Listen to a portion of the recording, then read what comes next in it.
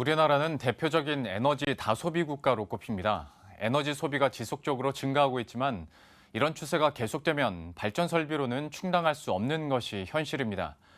그래서 정부가 에너지 효율을 높여 소비량을 줄이고 또 미세먼지와 온실가스 감축 등 환경 문제까지 해결하기 위한 에너지 효율화 방안을 내놨습니다.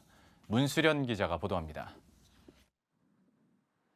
집에서 회사까지 대중교통을 이용해 출퇴근을 하려면 중간중간 걸어야 하는 구간이 있다 보니 개인 승용차를 선호하는 경우가 많습니다.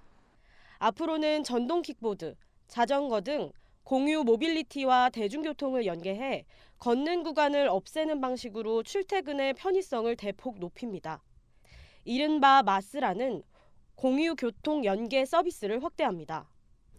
개인 승용차를 이용하지 않아도 출퇴근의 편의성을 높여 결국 승용차에 들어가는 에너지 소비를 줄일 수 있게 되는 겁니다. 에어컨 같은 전력 소비가 큰 가전을 구매할 때 정부가 지정한 고효율 제품을 쓰게 되면 구매 가격의 10%를 환급해주는 제도도 도입합니다. 먼저 고효율 가전제품 10개 품목의 구매가의 일부 약 10% 등을 환급하고 사업장이 스스로 제시한 에너지 효율 개선 목표 달성 시에 에너지 의무진단의 면제 등 인센티브를 제공해 나가고자 합니다. 전력 소비의 60% 이상을 차지하는 산업단지에는 ICT 기반의 에너지 관리 시스템인 EMS를 도입해 에너지 소비를 절감합니다. 특히 에너지 관리 시스템을 신산업으로 육성해 약 7만 개의 일자리도 만들어내기로 했습니다.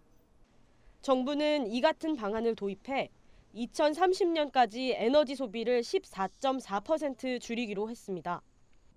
이는 서울시 전체가 2년간 쓸 수 있는 에너지 사용량과 맞먹거나 중형 승용차 4천만 대가 1년간 쓰는 소비량과 같은 수준입니다.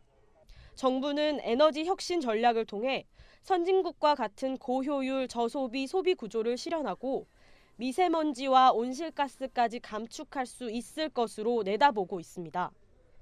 머니투데이 방송 문수련입니다.